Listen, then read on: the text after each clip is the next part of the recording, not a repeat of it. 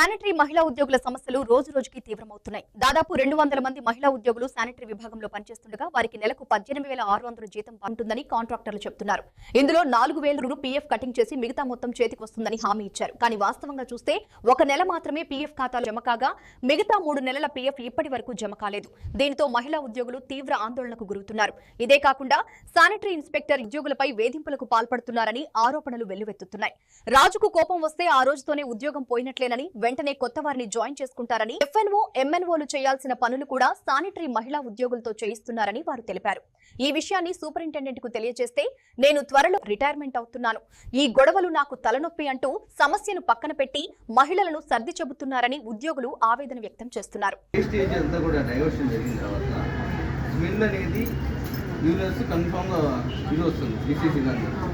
ఇటువంటి పొజిషన్లో ఒక్కొక్క అటెండర్లు చాలా మొత్తం ఫార్వర్డ్ ముందుకు వెళ్తున్న క్రమంలో మొత్తం ఎత్తుకుంటూ కూడా ఒక్కొక్క అతనికి ఎలా చెప్పాలండి మీకు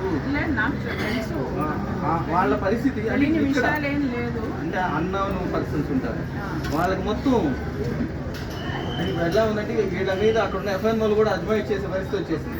దీని విషయం కత్తి మీద ఛాలెంజ్ చేయకుండా మీ బీఆర్ఓ బతినాడుకోవడం చేసుకోవడం, ఎందుకంటే ఆయన పిలుస్తున్నారు అక్కడ ఛాంబర్లోకి, ఆయన పిలుచుకుంటే ఆయన మళ్ళీ చేసుకోవడం, ఏదైనా చిన్న చితగా ఉంటే మళ్ళీ మేము వచ్చి వీళ్ళకి చేసుకొని అట్లాంటి క్రమంలో అటెండ్ అయ్యా అటు వెళ్ళండి, ఒక మనిషి ఒక విధంగా ఉంటారు, ఒక మనిషి విధంగా ఉంటారు. అటెండ్ అందుకు ఆలోచన కొట్టడం మన వాళ్ళని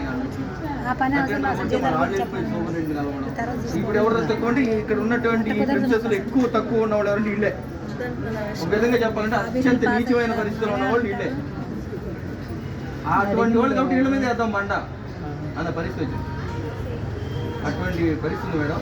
ఈ పని నచ్చి వచ్చేవాళ్ళు ఆడవాళ్ళు తప్ప మగవాళ్ళు ఒక్కళ్ళు అడుగు ఇప్పుడు మనకు మెన్ను బాగా వాంటింగ్. ఎంతమంది మీ వాళ్ళు మమ్మల్ని అడిగినా కూడా మేము అడుగుతున్నా కూడా వాళ్ళు అడుగు పెట్టిన పరిస్థితి. అంతకుముందు 5-6 అని ఉండేవాళ్ళు.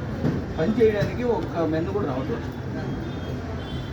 ఎందుకంటే ఇప్పుడు మేము కొత్త రిక్రూట్మెంట్ చేస్తున్నప్పుడు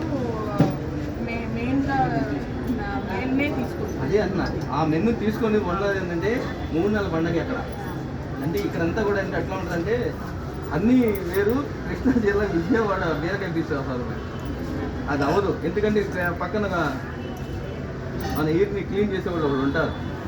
అట్లాంటి పరిస్థితులు ఉంటాయి. కాబట్టి వాటన్నిటిని తట్టుకుంటూ చాలా రోజులుగా మేము మీకు చెప్పేదంటే మాకు మెయిన్ అల్ల ఏంటంటే ఆ శాలరీ ఒకటి, ఏదన్నా ఏదైనా పరిస్థితులు ఉన్నప్పుడు కొంచెం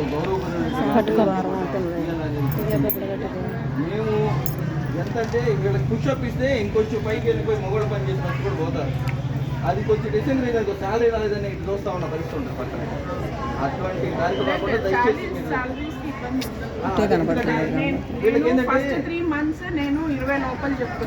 లోకల్ ఏరియాలో ఆల్రెడీ ఒక భూమి ఉంది. వీళ్ళంతా నాతో చెప్పిన మాట. మన కంపెనీ వేరే చోట కూడా ఉంది.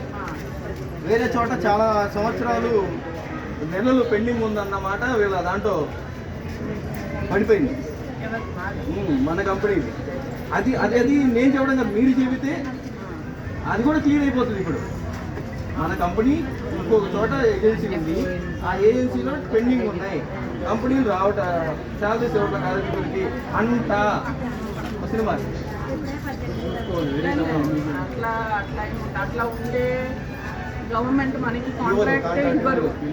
ఇప్పుడు ఎక్కడైనా అన్నదంతనైనా జీతాలు పెండింగ్ ఉంటే వీళ్ళు రూమర్స్ చాలా చెప్తారు. మనకి ఎక్కువ